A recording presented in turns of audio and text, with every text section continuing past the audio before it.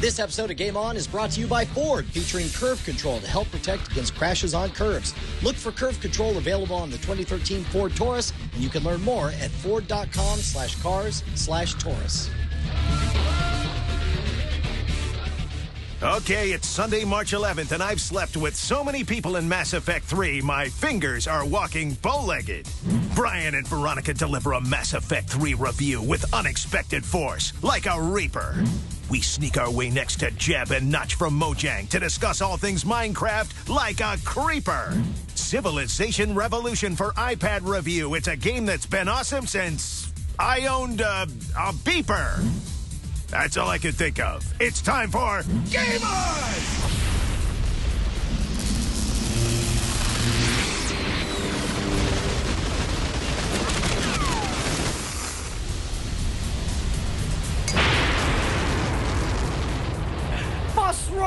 We are on for Game On. I'm Brian Brushwood. And I'm Veronica Belmont, and I am a total hypocrite that purchased the zero-day Mass Effect 3 DLC. I can't believe it. You caved?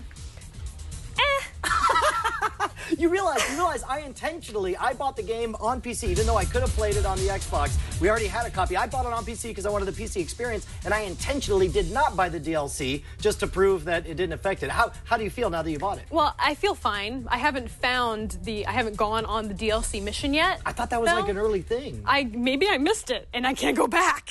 I don't know. I haven't found the new character, the new crew member yet, so I'm still working on that. Okay, without being too spoilery, like there is an artifact where it would be really useful to have a Prothean to interpret it for you, but apparently if you have the Prothean, you have the one Prothean who's like, oh man, that's science stuff. I don't know nothing about that. I don't know what Prothean you could be talking about, Brian, that would be spoilery for our audience. It's not spoilery.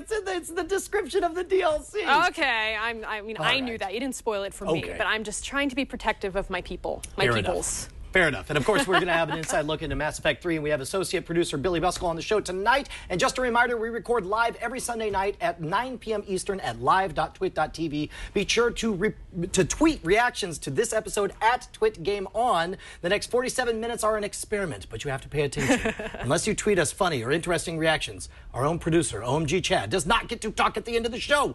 So we have to make him famous. Please use hashtag Chad 2012. Yeah, so when this dog and pony show is over, we are saddling up for a rootin' tootin' round of Shut Up and Play, our LAN party where the cast and crew of Game On play with y'all. Tonight, Minecraft gets all up in your craw. Hey man, because you were too busy writing poems about solar flares, here's a week's worth of news and the system update.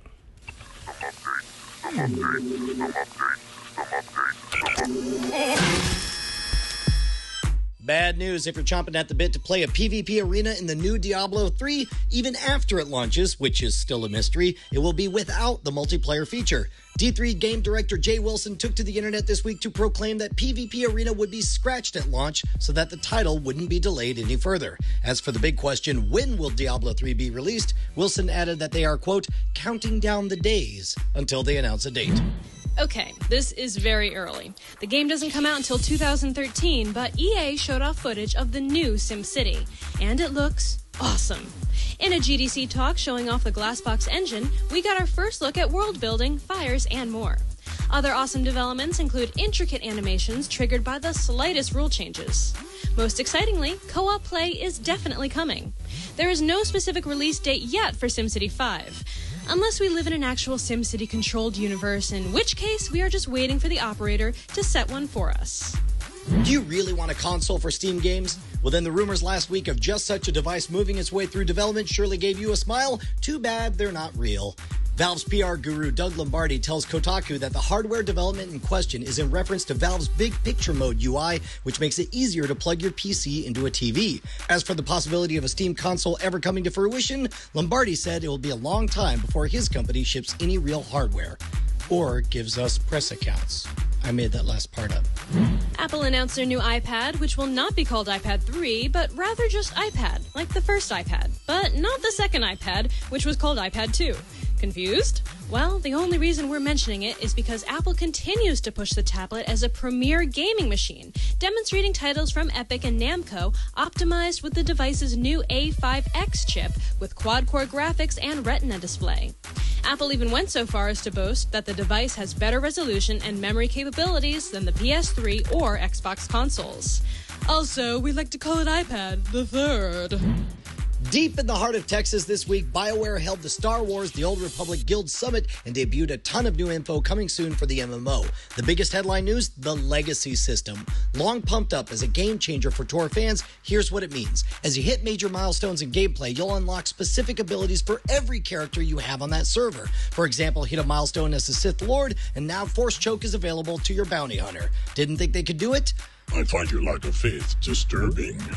Dude, it was amazing to actually go to the Guild Summit. It is so obvious, and of course I live in Austin, and they're right there in Austin, so it was easy to show up. But it is amazing to watch the highly concentrated effort for them to woo away the MMO community from Blizzard. Because not only, as far as I know, especially right now, Blizzard just canceled BlizzCon, and of course they're now giving away Diablo 3 to say please stay with World of Warcraft. And then meanwhile, they're doing something over at BlizzCon is very much about Blizzard telling you how it's going to be, but BioWare is really actively listening. Some of the things they did is, for example, they did a Star Wars trivia event where they broke up into tables. It was like a pub trivia night, and every single table had a developer there with them. Oh, wow. And so it is obvious from the beginning that they're really listening and they're making announcements that people really care about. I've never seen anything like it. These guys really have their act together, and it'll be interesting to see how this plays out as far as their battle with World of Warcraft. Was it an invite-only thing, or could anyone go?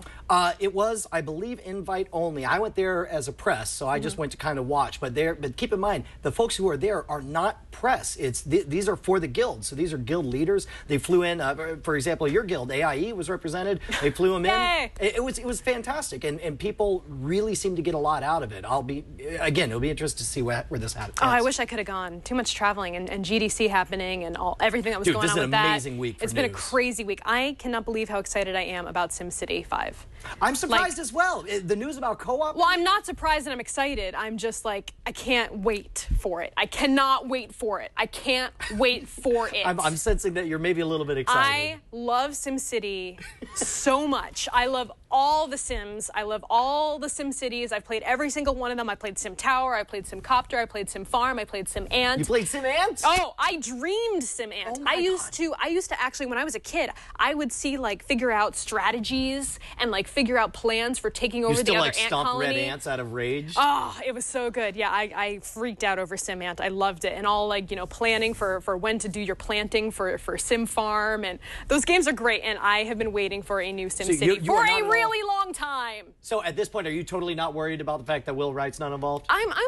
It's a little bit concerning. I'm not going to lie and say that it doesn't make me wonder how it's going to turn out, but from what the minuscule amount of what we've seen so far, I'm really excited about it. And I don't care. It could be, frankly, the game could be pretty bad, and I would still pay a lot of money for it. I like that moment where you pause. You're like, okay, I'm just going to say it. I'll confess it. And I will go. still. I've been trying to find a SimCity replacement for a really long time.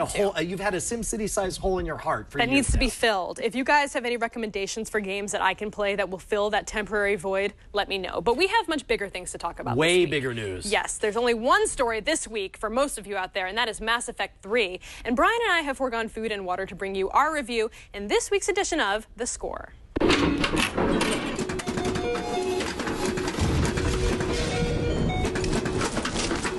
Okay, so I want to first make a caveat that I have not finished the game yet. So this is more of my review thus far. Oh gosh, I don't know actually. I haven't. You got to be 14 or 20. You were 5 hours in. Yeah, I've been playing a lot, and I've done a lot of multiplayer, and but the single player mode is really grabbing me. Okay, so I'm only again for the caveat, I'm only 6 hours in at this point for the PC experience. This is one of those games that I think I want to go back and revisit a few times, in the upcoming episodes, to see how my opinions change or how things evolve, because it is just such an expansive game. I find it hard to even think how we're going to fit all of this information into just one episode of the show.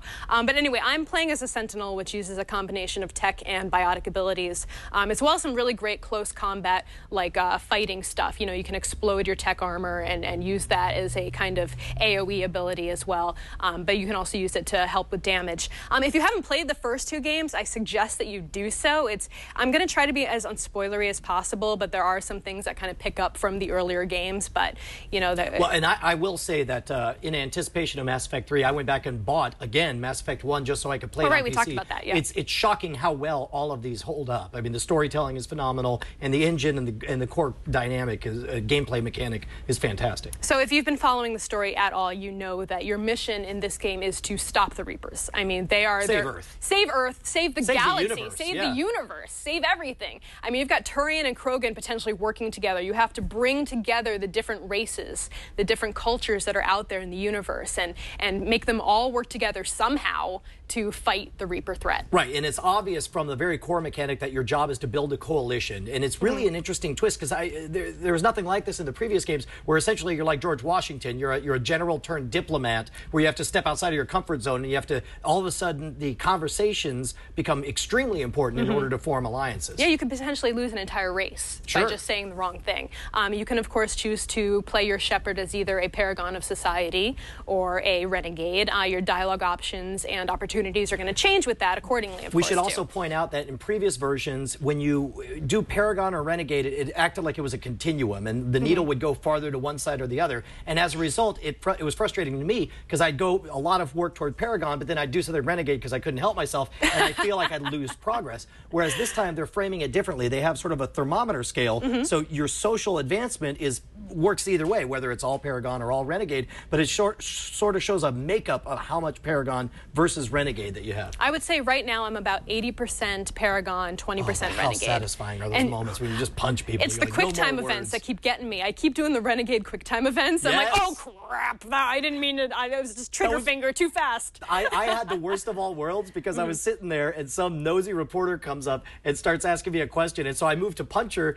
She dodges it, and then I missed the second quick time event. So I'm just... Wait, you punched a reporter? I went to punch a reporter. Did you punch Chobot? No. I think it was a different reporter. Okay, because I didn't think you could punch her. I went to punch and missed, and then I missed the second time event, so I'm Shepard on national intergalactic television being like, hey, jerk, oh, I missed, oh, I fell down. Fail. And it's like, yes. I made a fool of myself. It sucked. But what I also love is that everything you do in the game, including multiplayer, helps to build up your galactic reputation. Right. So everything you do, whether it's just a simple fetch quest, getting a letter from someone, bringing something to someone, going and helping students somewhere that are trapped, all of this works towards your galactic reputation. Everything you do in multiplayer helps. So you feel like you're working towards this major goal. So everything is towards the same thing. Let's talk about the combat real quick. Okay. I loved all of Mass Effect 2, but I felt maybe... I don't know if I've changed the way I'm playing or if they've tweaked the gameplay mechanic, but it feels like the combat is a little more challenging this go around, which I think is a great thing. I think I wouldn't say for me it's more challenging. I think it feels a lot more satisfying. Like there's a much more, I hate using this word because it's so overused in video game press, but it's visceral. Yes. It feels like you're connecting with stuff. They've streamlined the loadouts a lot, and you're adding your weapon options and the different mods you can put on your weapons. All that feels very streamlined to me, so you have to think about that less. Right. You just feel like instead of figuring out which weapons to use, you're improving the weapons you want to use already. So I think that definitely helps. Also streamlined is we don't have any of the resource mining, any of the tedium before that you had. And I'm one of the few people who actually really like the resource mining. That was a lot of fun. I thought that was fun. Yeah. But I had a good time doing that. It makes personally. sense in this story because you have such an imminent threat. You don't have time to go mining on some backwater planet. You just got to go out there and form this coalition. I guess so. One thing that I did notice, though, is that when I'm skilling up, when you're building up your different abilities, I'm feeling like the changes between the skill levels is kind of incremental. I'm feeling like I'm not seeing a big difference when I'm leveling up certain abilities. Maybe that will change over time as you get into the tree where it splits off and you can kind of choose to go, like, for example, more damage versus a wider AoE effect when I use my tech armor. But I haven't seen much difference so far. You did not import your Mass Effect 2 character. I didn't, no.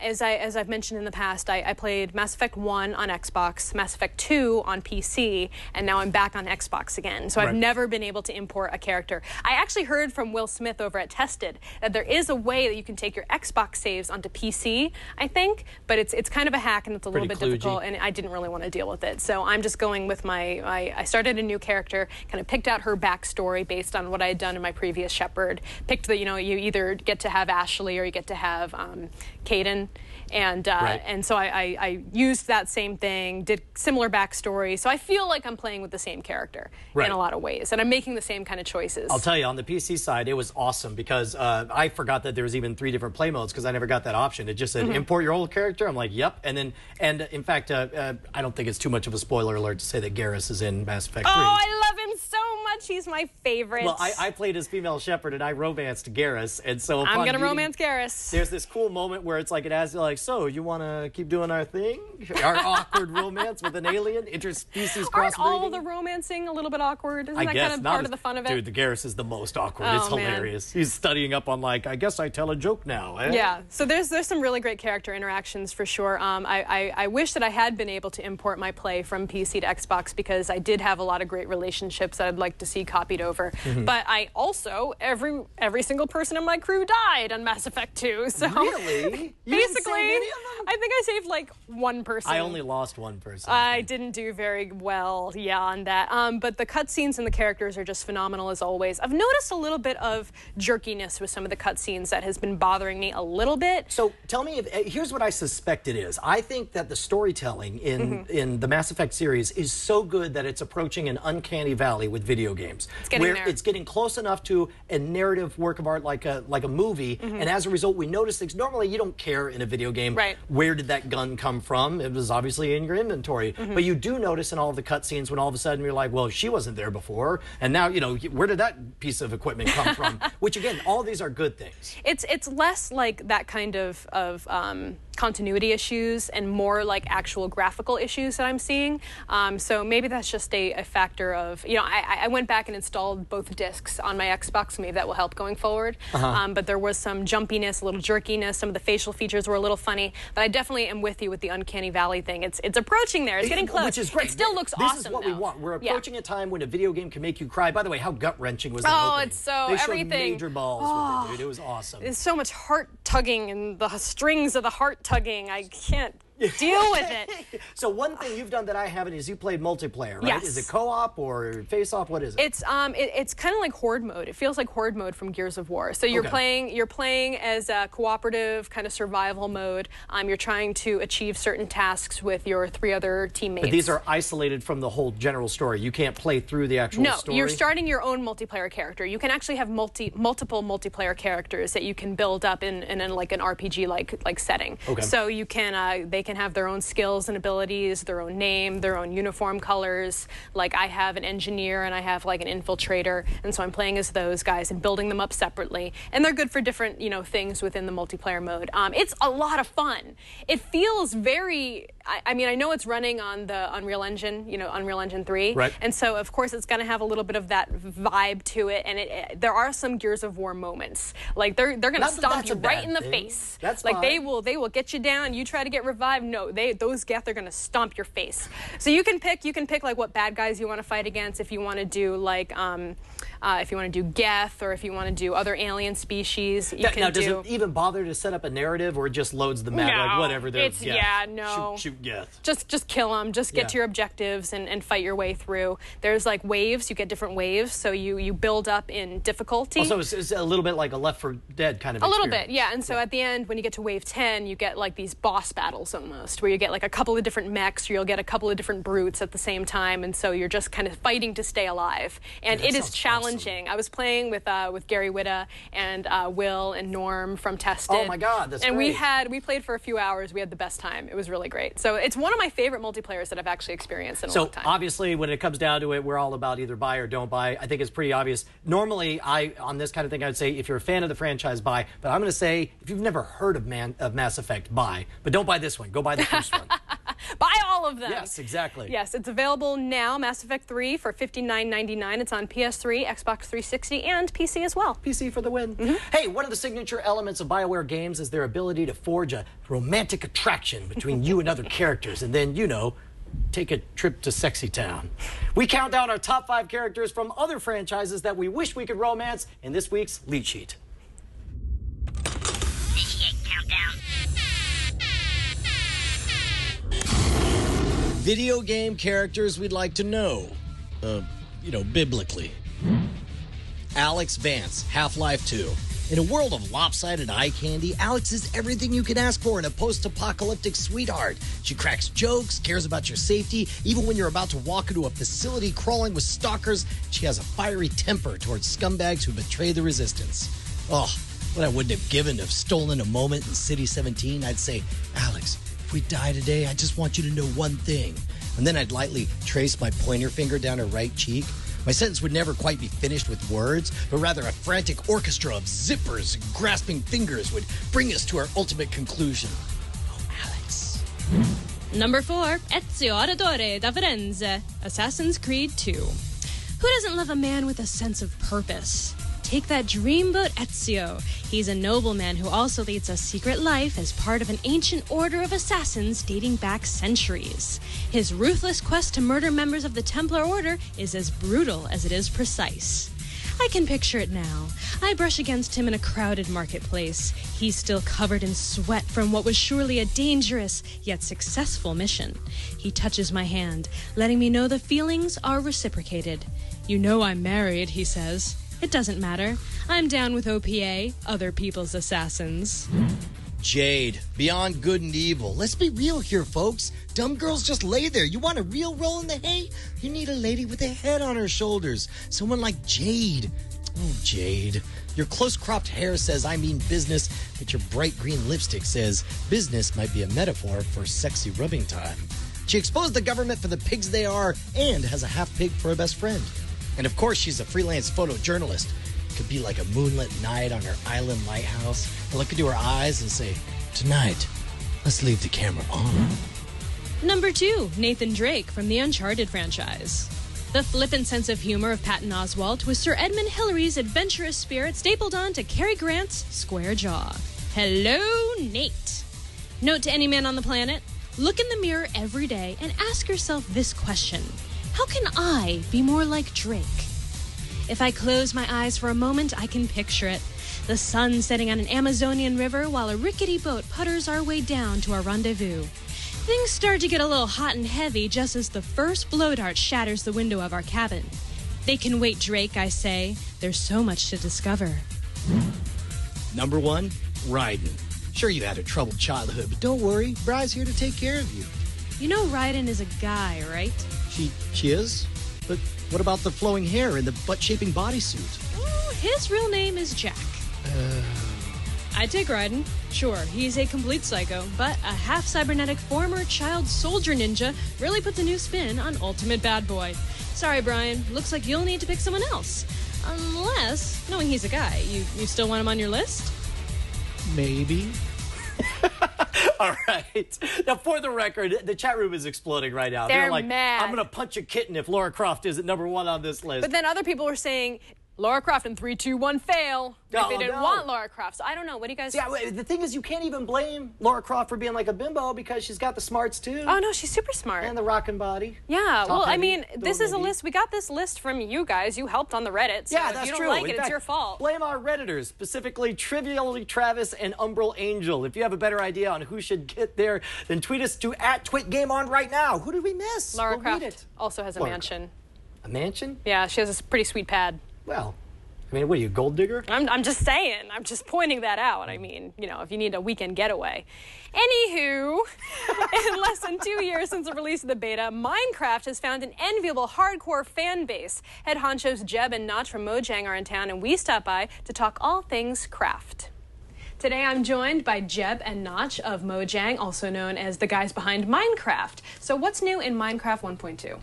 I'll leave it to Jens. New lead. Oh, we've added cats and ocelots, and we've added iron golems for the villages, and also we increased the world maximum build height to the double what it was before. So you actually got 3 times the air space from the ground level to build on. I suppose those are the main new features. Great. We were at the Microsoft Spring Showcase last week and we saw Minecraft for Xbox. Can you tell us what are some of the differences between what you'll be playing on Xbox versus the PC version? Well, one difference is that you will have split screen because that's more couch play friendly, and also the crafting will be a little bit different because it will have all the recipes for you, and it will tell you which you are able to create based on the items you have in your inventory at the moment. Otherwise, some differences is also that the Xbox version, the first release will be based on the beta 1.6, and then it will catch up towards the PC version in updates that will come during the year. Is there any differences in the UI or how you actually build and handle the world? No, not really. It's mainly the crafting that is different. Mm-hmm. So there's no difference between using a mouse versus using an Xbox controller? Is it difficult? Is it easier to do, you think? Depends on if you're used to using a controller or not. If you play first-person shooters, it's like the same control. So. You guys just recently hit a huge milestone with over 1 million downloads of Minecraft for mobile. How has that been? Did you expect that kind of success in the mobile space? We were kind of hoping for it. We know that mobile games sell very well. So, I mean, they're usually cheaper and they're easier and accessible because of like the great way you can actually find and purchase apps on them. But I'm very excited about actually hitting 1 million. It's a huge like landmark. I'm always the pessimistic. Yeah. So I'm very amazed. Yes. I haven't tried it myself. Is it difficult to utilize the tools within Minecraft from the small mobile, UI, or is it actually easier than you would expect? I mean, you can.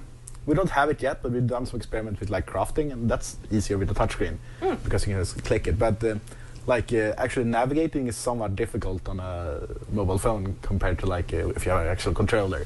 So we tried solving that as good as we can. So in the mobile version, we actually have like auto jumping when you run into a ledge, so you don't have to like manually jump all the time. So what's the most impressive thing you've seen built in the mobile version of Minecraft? Oh, I haven't really. It must be the Korean community. Yes. We do. Actually, I don't know who made it, but it just said Korean Community Pocket Edition, and yes. there was like a medley of lots of cool builds on the Pocket Edition, and that was really impressive, I must say. Yeah, they had texture packs. Yeah. We don't really even support that version, no. So that's pretty amazing. Yeah. So I'm a Minecraft newbie myself. I just signed in. I've been practicing with some of our chat realm members. And what advice do you have for me? What should I do first when I get into the game? Well, start playing multiplayer. I think that's probably the most fun you can have, unless you really don't like multiplayer. But once you're in multiplayer, it kind of becomes this more social experience, which is really fun. And just play multiplayer and like set some random goal, like we're gonna get diamond, and then just try doing that. Why do you think Minecraft has been such a cultural phenomenon? Why do you think it has taken off with gamers in such a really big way? I don't really know. I tried analyzing it, but it's kind of hard since I'm kind of in the middle of like creating it. It's very hard to understand why. I guess in a sense it's kind of this like dream story about one person make a game that really takes off, and that kind of becomes a thing. But it's very hard for me to kind of see why exactly. Yeah, I think I mean the cultural impact is based much on the popularity of the game, and why the game is so popular. That's also something that can be discussed for a long time. But we talked about it yesterday, that people often like editors and such in games. But Minecraft is the only game where editing is part of the game. It's not like you switch between edit mode and play mode. You actually play and edit at the same time. And I think it inspires people to play the game and invite their friends, and then it becomes bigger and so on. Yes. If someone has never seen Minecraft before, never played it before, how would you describe it to them? Well, I usually just say it's a world made out of like 1 meter cubes, which I don't know in American terms, like 16 billion feet. Roughly. I don't know I don't know the conversion. And you can pick up any of them and place them and get materials from them and build tools and fight monsters. So that's basically it. There's no real goal. There is a goal, but it's not expressed in the game. Now, what would you say is the ultimate goal then? Well, there's a dragon you get to fight. The dragon. So there's a dragon. Yeah, I usually explain the game as a sandbox game, but that doesn't really help if you don't know what a sandbox game is. No. So it's a toy, I suppose, and lets you set your own goals. Every game needs a good dragon at the end. Yeah, that's true. I think that's the pinnacle of you have completed your quest. Yes. You get to murder the dragon. Dragon didn't ask for it. No, it's an innocent dragon. He's an innocent dragon. We explicitly made it innocent in Minecraft. Really? No, it's really nasty. Yeah. It probably did something. I guess it's probably. Yeah, what's his backstory? Can we invent a backstory for him right now? Sure, he murdered your parents. Yes. With fire, dragon fire. Yes. Is this, you're telling me that he murdered my parents just now? Yes. I'm sorry. On camera? I'm so sorry. It's all right. I'll live. So let's move on to our lightning round, which is questions from our viewers. And the first one comes from Sir Cheeto. And he asks, capes. Will we ever see more capes like the ones you gave out at Minecon? And he also goes on to say, you'll be releasing Minecraft on the Xbox soon. Do you plan to make the game available on any more consoles like the Nintendo Wii or the PlayStation? Well, for capes, I don't think we know what we're going to do with them yet. The first step with capes is that we are going to make it possible to choose. If you have a cape now, we will going to make it possible to choose to not use the cape in your profile when you choose your skin and such. And after we have that, then it will be possible to add capes, multiple capes for one player, and then they can choose in the profile which one they want to use. And when that is working, then we'll see a lot more capes, I believe. Okay. So we're probably not going to see it on the console soon because we signed a very good agreement with Microsoft to get it on the Xbox. Ah, fair enough. Yes. The next question comes from the Necromancer. He says, any plans for more Mojam style events in the future? Oh, Mojam was a 60-hour game jam, and a game jam is where you focus to start from scratch and make a game in a very short period of time. And this time Mojam was a live-streamed game jam for charity, where people would donate to charity to get the game once it was completed. And we did it together with 2 other indie developers, the Wolfire and the Oxide Game Studio. The question was if we were going to do anything else. Another one? Sorry? Another one? Or? Yeah. I think we thought it was really fun, but we haven't planned it. No, I would love to. Yeah. That'd be great. Yeah. The next question comes from Velirno. He says, I work with kids with autism and behavioral issues, and the really functional cases have gotten into the game and really get a lot out of exploring and creating. However, they wouldn't be able to do anything if I, a long-term player, wasn't there to explain how to play. I'm just wondering how far off a proper tutorial / in-game encyclopedia is for new gamers. I don't think we have any plans to do anything like that. No. Not even for the kids with autism? Especially not. No. No, I think doing something like that means you have to keep it updated all the time. I mean, we could probably, if we did something like that, we'd probably make it automatically get the stuff from the Wikipedia or the wiki that the players update. But then we run into trouble with vandalism. Like if someone posts a really inappropriate picture and it appears in the game, then we're kind of responsible for that. Have you considered, or will you ever consider, re-implementing Minecraft in a major game engine like Unreal Engine, CryEngine, etc.? Java seems to have the advantage of being able to run on a very wide range of computers, which has definitely helped their success, but I'm wondering why you aren't thinking bigger, and this comes from Beats for the Mind. I don't think those engines would be able to run Minecraft, because those are made for static environments, more or less. I mean, in the CryEngine, you can kind of destroy trees and stuff like that, but you can't really dig tunnels. And they are really made for, you design a level, then you kind of compile it so it runs very fast. Whereas in Minecraft, everything is dynamic. So we kind of have to have our own engine for that. So, yeah, I think we are thinking bigger by not using those. Gotcha. All right, and the next question comes from Dark Demon 42. Can you ask Mojang to comment on the Bucket people being hired and how far away the modding API is? The Bucket team were hired because they have done an unofficial server with modding support, at least in the multiplayer and server part, and they also have a multiplayer optimization style. That's not the word I was looking for, but it works, I guess. And our plan now is to make the official Minecraft server catch up with Bucket to have a server-side modding, and after that allow for client-side modding, which means adding your own models and textures and client-side effects. And I don't really know when it will be out, but we have decided that the next update, 1.3, won't be released until we have something bucket equivalent on the server side.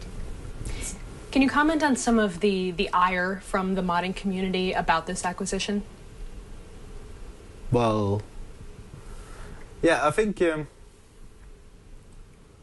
don't even know how to comment that. I think I understand why some people would be upset by it, but on the other hand, I don't kind of understand it, because either we would do it ourselves, or we would team up with one of the big ones, and Bucket is definitely one of the big ones. So, yeah.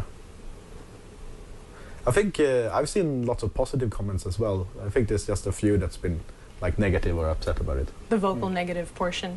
Yeah, I mean, there are a few like that have been doing their own thing and they feel kind of cheated, and I understand that. It's not our intention to do that. We just had to pick one. Gotcha. Where do you see Minecraft in the next 10 years? 10 years, wow. I'm really hoping for the modding to really take off and like see some like spin-offs made by other people. I mean, the coolest thing that could happen would be like something like Counter-Strike, what they did for Half-Life. I mean, something that really like takes the thing and makes something new from it. Would be really cool to see something like that. Yeah. Thank you guys so much for joining us today, and we can't wait to see what you guys work on next. All right, head on over to Minecraft.net for all the info on the game. While you're at it, get in the fast lane, Grandma. The show's almost over, but we still got a few bullets left in the gun. We're going to get the inside scoop on Mass Effect 3 straight from the source. Associate producer Billy Buskell joins us. Plus, Veronica visits an old classic on her iPad. Can she resist just one more turn from civilization? But first, in case you're not aware of how commerce works, words are used to identify sponsors who pay for this show. This episode of Game On is brought to you by Ford, featuring Curve Control. Curve Control is part of a whole suite of safety technologies on the 2013 Ford Taurus. It helps drivers maintain control of their vehicle when they're taking a curve too quickly. Here's how it works. Curve Control is always looking for potential problems by measuring how quickly the vehicle's turning versus how quickly you're trying to turn it. It pays attention to the roll rate, yaw rate, lateral acceleration, wheel speed, a steering angle, all this stuff I don't even understand. The point is, it runs 100 calculations every second. When it finds a problem, it'll rapidly reduce engine torque, it'll apply four-wheel braking, it'll slow the vehicle up to 10 miles an hour in 1 second, and it works on dry or wet pavement. Curve Control helps protect you while driving on curves, and it's one of several new driver assist technologies available on the 2013 Ford Taurus. You can find out more at ford.com/cars/Taurus. All right, well, we are very lucky to be joined by Billy Buskell, who is an associate producer on Mass Effect 3. Billy, thank you so much for joining us today. Thanks for having me, guys. And thank you for hanging out during the show earlier, too. So my first question is, for those who haven't been involved in the Mass Effect universe before, can you kind of tell us where we're picking up on the storyline?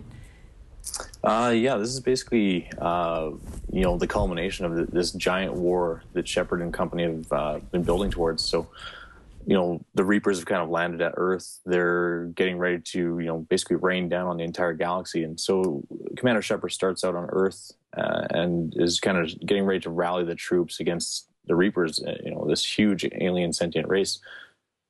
So he's kind of on this huge mission now to go and rally the forces of the galaxy to say, this is our final stand. So when you play the game, you got action mode, story mode, and RPG mode. How does that affect your actual gameplay experience? For somebody who hasn't approached the franchise before, how do you explain to them the different modes? If you're already a Mass Effect player, I think you'd probably want to look at RPG mode. That's kind of our core Mass Effect experience. For anyone who's new, who's maybe more geared towards action, doesn't want to necessarily make every single choice, but still wants to be able to make some of the big choices in the game. We have action mode there, which is really cool. Kind of adds a little bit higher tempo to everything. And then we also have story mode, which is really good for those who really want to come in, enjoy the narrative, but don't necessarily want to be bogged down with the combat. So it's a little bit easier to get through the combats and kind of progress through the actual narrative of the story we're telling. So one of the things that I've really enjoyed so far is the multiplayer. What made you decide to bring multiplayer into the universe for the first time?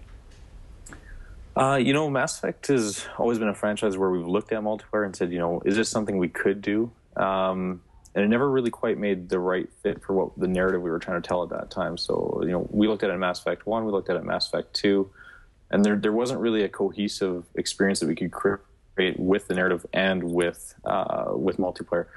But this time we kind of came into the game and said, we're about to create a game that tells a story about this final epic war between these factions. And, Shepard has his story, he's off finding the troops. But as he's doing that, there's these other little kind of side stories that are happening with these groups of operatives that are driving, other battles where Shepard can't be all the time. So it made a real good choice for us to say, we can bring a cooperative experience in, and have fun with your friends and share that experience and help fight off the Reaper threat.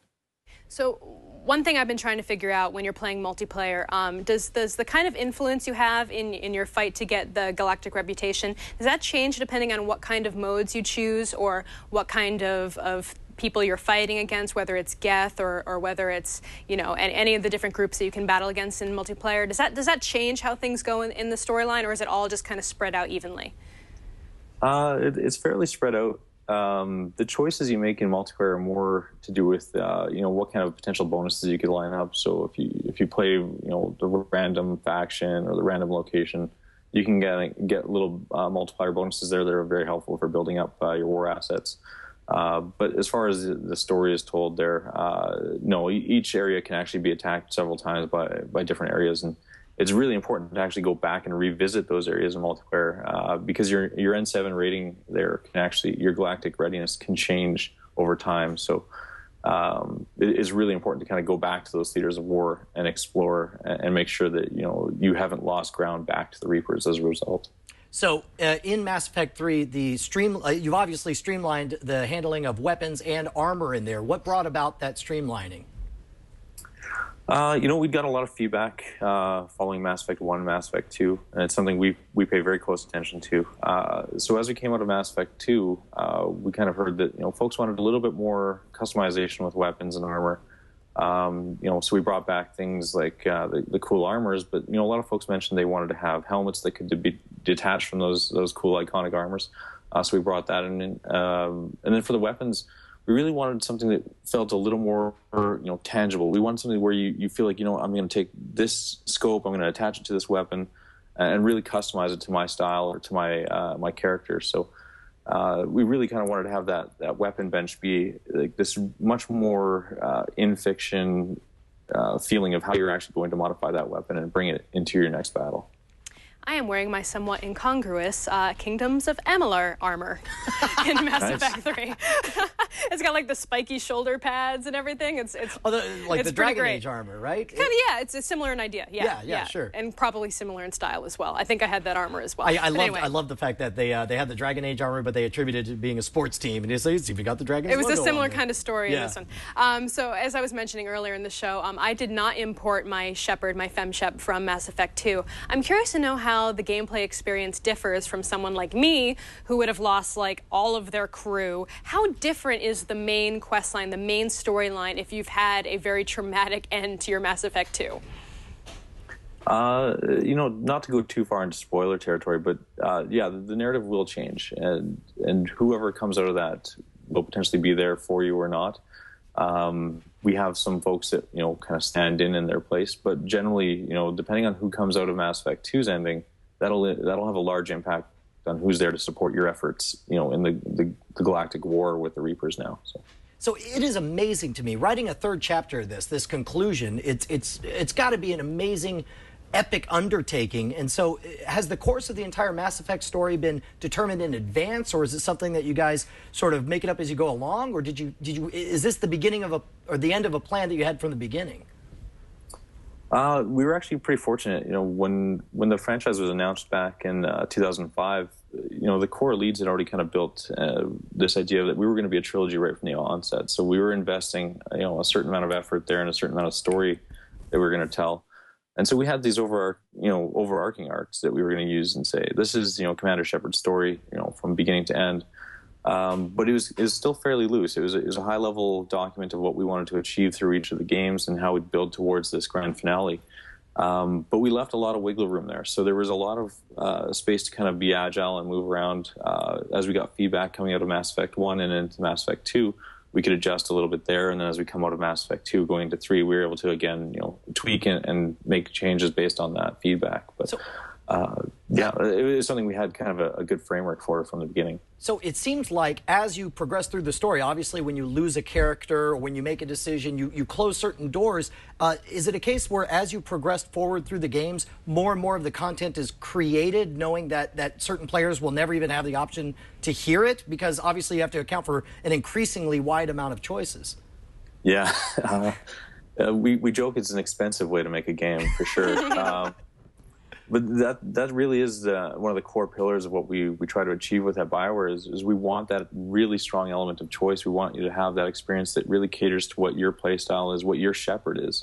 We hear it a lot, and from fans and from reviewers, is they often refer to shepherd as my shepherd, and I think that's one of the really cool things we get out of the feedback from the fans is that everyone's right. Is what shepherd is to them could be very different from what shepherd is to me, to a friend, to a coworker, to another fan. So we have to kind of give enough breadth there that everybody can have that experience that they can call their own.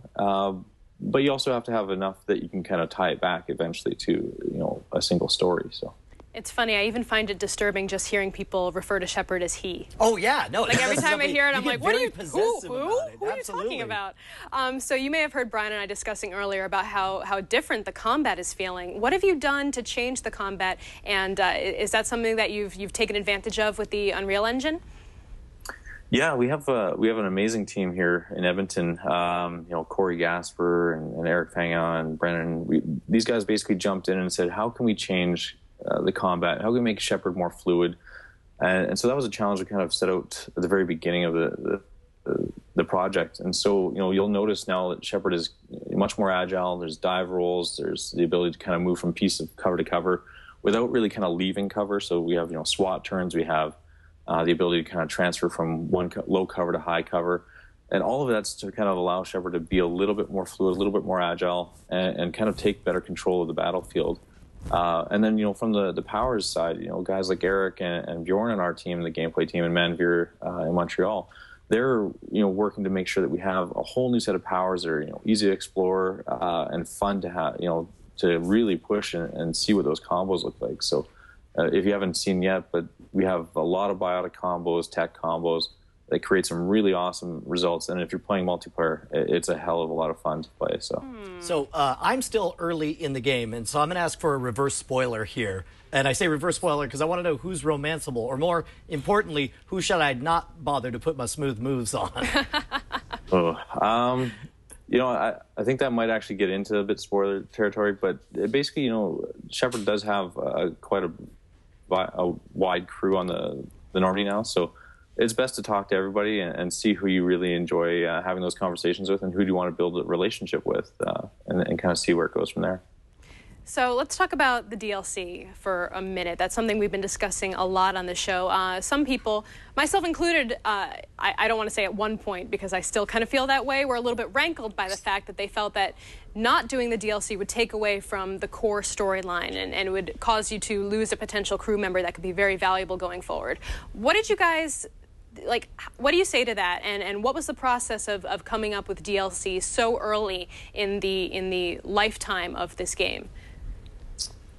Basically what we had is we finished the game and we kind of go into a phase where we're going through, a significant amount of bug fixing as we prep for manufacturing. As we get into that mode, various team members are able to free up and take on different bits of work. And so we started to prep in those final 3 months before we launched the game to start work on From Ashes. And that's kind of basically where that started. We'd always had an idea that we might want to explore more crew members, but ultimately we couldn't fit it. And we were lucky that we had some of the assets kind of pre-built so that we could actually build it. But that whole DLC pack was basically something that we said, hey, we have some time, let's work on something really cool and put that out for the fans and let them make the choice. And that's really what it is. It's another choice. If you want it, it's an amazing piece of content. But it won't actually, hurt the game if you don't have it. So if you opt that, you say, no, that's not for me.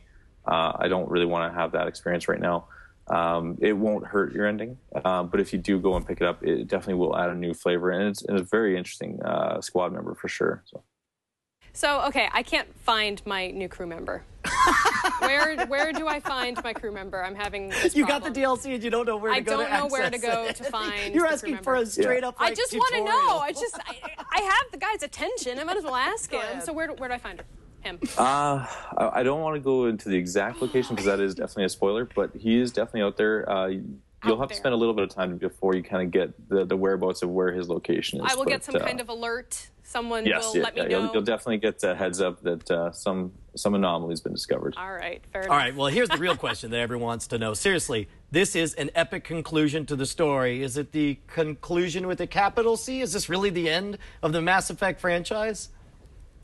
You know what? It's a pretty big universe, and I don't think we'd ever say. I don't think we'd go with never say never.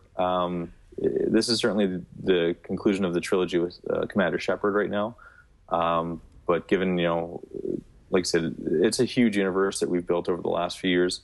So yeah, I think we have some more space to explore down the road. All right, Billy, thank you so much for joining us tonight. We really appreciate you taking the time on this Sunday evening to talk with us. And where can people follow you online? If you want to follow me on Twitter, it's Alien, so EHLIEN. It's my clever way of spelling alien in Canadian language. So. Alien. I like that. All right, well, there are games that are good, and then there are games that change the way you view the world. This week, Veronica suffers from delusions of grandeur in this week's App Diction.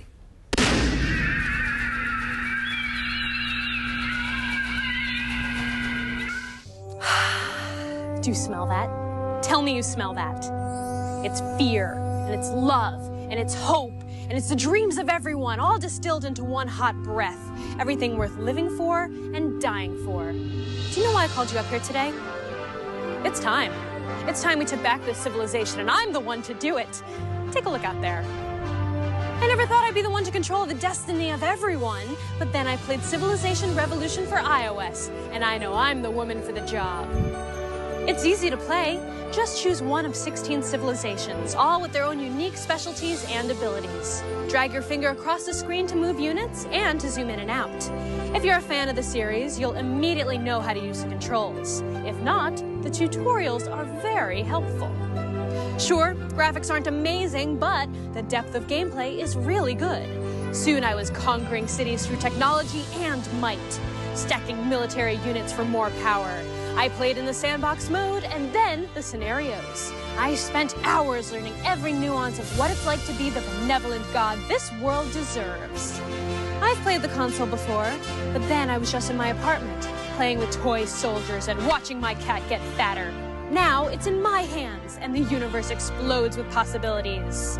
When I wisely use the scientific advancements of my wise men to feed my people and grow them strong, in line at the Panera Bread, I understand that there is no difference. Same when I trade with foreign empires during office meetings, or mercilessly slice the throats of invading armies while on public transportation. It's so clear, there is only one solution. This civilization deserves Veronica Belmont, and I deserve this civilization. Revolution is upon us.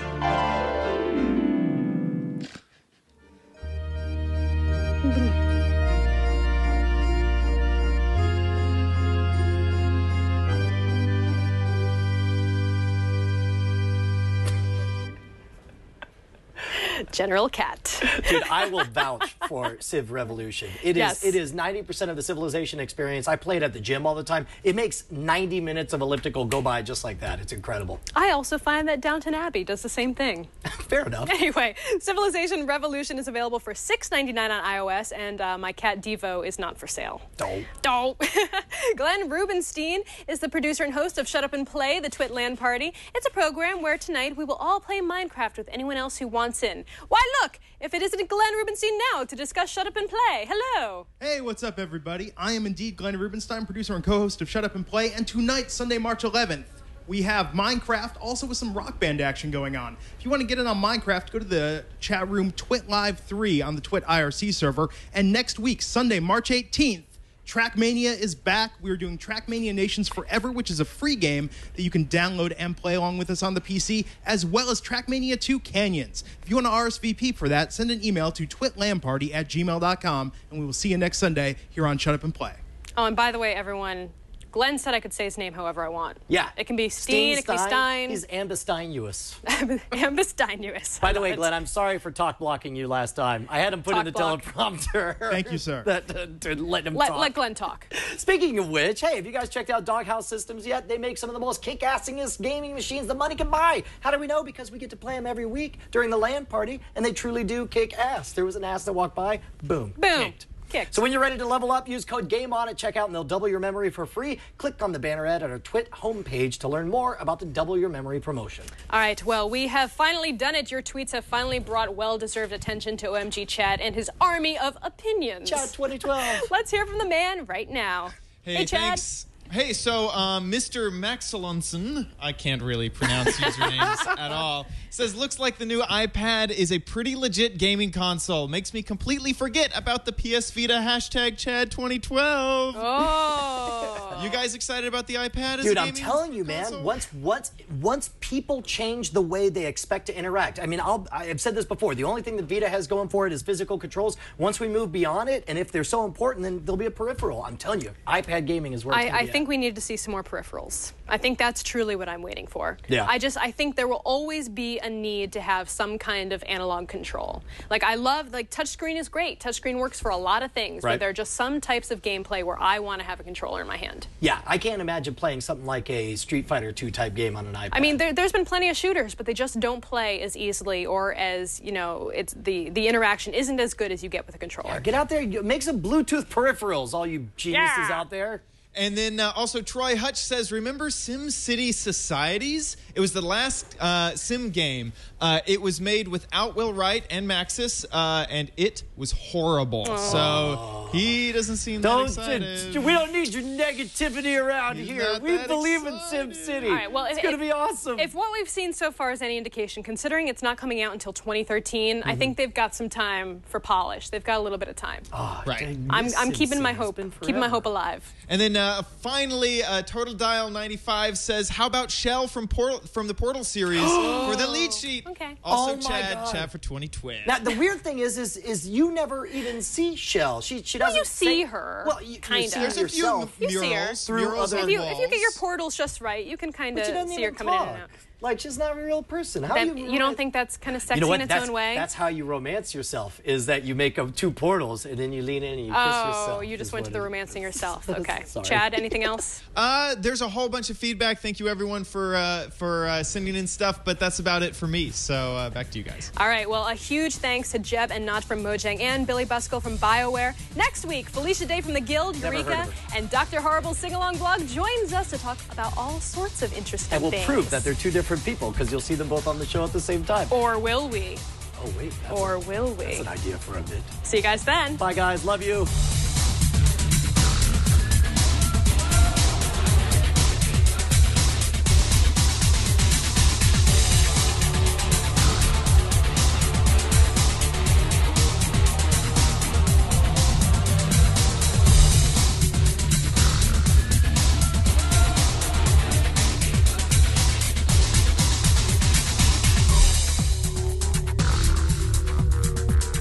Outtakes. Hey, hummingbird. Shoo hummingbird. Are you telling Shut your hummingbird face. to shoot?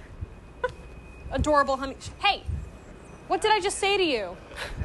Look at that adorable hummingbird. It's so adorable. Shut up, bird. It's right there.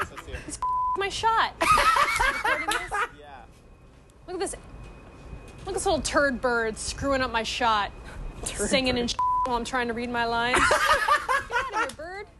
Hey, Luke, he's just over there now. He's just moving around. He's trying to be a smartass. Oh, he's being so adorable. There we go. Sorry. What did you do? He shook the tree. He's over there now. Singing and look at him. He's taunting me. He's a troll bird. Totally troll bird. God, bird. Okay. No. He knows to shut his face. I'll come get him. I'll come get him. In their tongue, he's Dovahkiin, Dragonborn. Oh my God. Was that a blast of air? That was like an air Apparently- cannon? Oh my god, that's awesome. Dragonborn. Is that real? Veronica, don't tell Brian, but we're going to do this to him next week. Oh, dude. Spoiler I'm alert. okay with that as long as I land on a soft plate.